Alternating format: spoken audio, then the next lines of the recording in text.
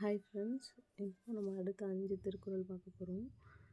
இப்போ திருக்குறள் பார்க்குறதுக்கு முன்னாடி நம்ம திருக்குறள் பார்க்குறப்பையும் டிஎன்பிஎஸ்சியில் எந்த இடத்துல இருக்குதுன்னு பார்த்துப்போம்.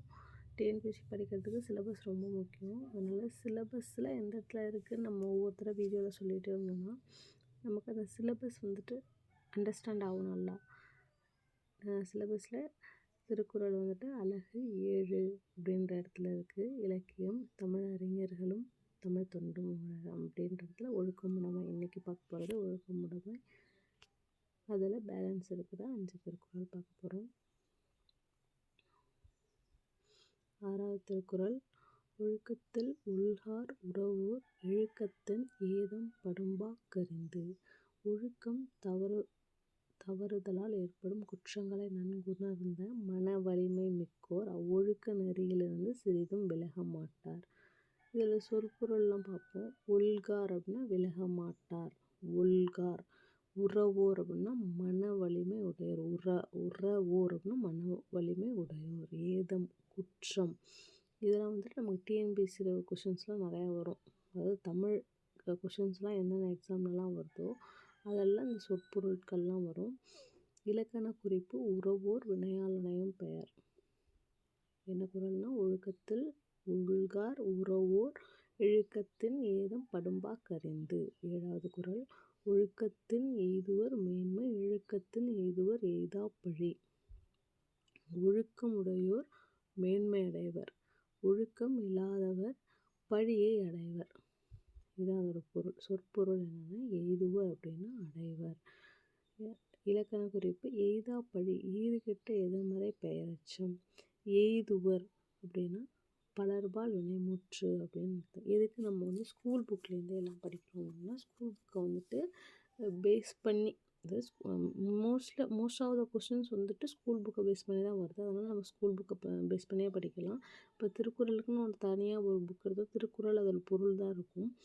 அதுக்கான அந்த சொற்பொருள் இலக்கண குறிப்பு பகுபத உறுப்பு இலக்கணம் அப்படின்றதெல்லாம் ஸ்கூல் புக்கில் அந்த குறளுக்கு கீழேயே கொடுத்துருப்பாங்க இல்லையா, அதுக்காக நம்ம இதை யூஸ் பண்ணிக்கலாம். இந்த மாதிரியே படிக்கலாம், ஸ்கூல் புக்லேருந்தே படிக்கலாம். 8th குறள். நன்றிக்கு வித்தாகும் நல்லொழுக்கம் தீயொழுக்கம் என்றும் இடம்பை தரும். நல்லொழுக்கம் என்பது நன்மை என்னும் விளைவை பெறுவதற்கான விதையாகும். தீயொழுக்கம் எப்பொழுதும் துன்பத்தையே விளைவாக தரும். இடும்பை அப்படின்னா துன்பம், வித்துனா விதை. நல்லொழுக்கம் தீயொழுக்கம்னா பண்பு தொகைகள். 9வது குறள். ஒழுக்கம் உடையவர் கொளாவே தீய வழுக்கியும் வாயாற் சொல்லல். நல்லொழுக்கம் உடையோரால் தவறியும் தம் வாயால் தீமை தரும் சொற்களை சொல்ல இயலாது. உள்ளாவே அப்படின்னா இயலாது அப்படின்னு அர்த்தம். சொல்லல் அப்படின்னா தொழில் பெயரை குறிக்கிறது. இலக்கண குறிப்பு சொல்லல் தொழில் பெயர். 10. உலகத்தோடொட்டா ஒழுகல் பலகற்றும் கல்லார் அறிவிலாதார். உயர்ந்தாரோடு பொருந்த வாழும் கல்வியை கல்லாதவர் எவ்வளவு தான் கற்றிருந்தாலும் அறிவில்லாதவராகவே ஆவர்.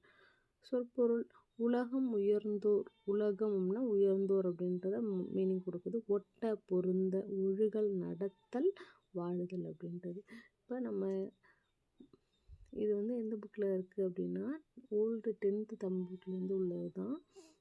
இப்போ நம்ம 10 குறள் கம்ப்ளீட் பண்ணியாச்சு. முன்னாடி வீடியோவில் ஒரு 5 குறள், இப்போ ஒரு 5 குறள். இந்த 5 குறள் நம்ம இப்போ சேர்த்தாப்புல குறள் மட்டும் படிச்சிருவோம். ஒழுக்கம் விழுப்பம் தரலான் ஒழுக்கம் உயிரினும் ஓம்பப்படும். பரிதோம்பி காக்க ஒழுக்கம் தெரிதோம்பி தேரினும் அஃதே துணை. ஒழுக்கம் உடைமை குடியுரிமை. ஒழுக்கம் உடைமை குடிமை இழுக்கம் இழிந்த பிறப்பாய் விடும். மரப்பினும் மூத்து கொள்ளலாகும் பார்ப்பான் பிறப்பொழுக்கங் குன்றக் கெடும். அழுக்கார் உடையான்கண் ஆக்கம் போன்றில்லை ஒழுக்கம் இலான்கண் உயர்வு. ஒழுக்கத்தின் உள்கார் உறவோர் இழுக்கத்தின் ஏதம் படும்பாக்கறிந்து. ஒழுக்கத்தின் எய்துவர் மேன்மை இழுக்கத்தின் எய்துவர் எய்தாப்பழி. நன்றிக்கு வித்தாகும் நல்லொழுக்கம் தீயொழுக்கம் என்றும் இடம்பை தரும். ஒழுக்கம் உடையவர் கொள்ளாவே தீய வழுக்கினும் வாயாற் சொல்லல். உலகத்தோடொட்டா ஒழுகல் பலகற்றும் கல்லார் அறிவில்லாதார்.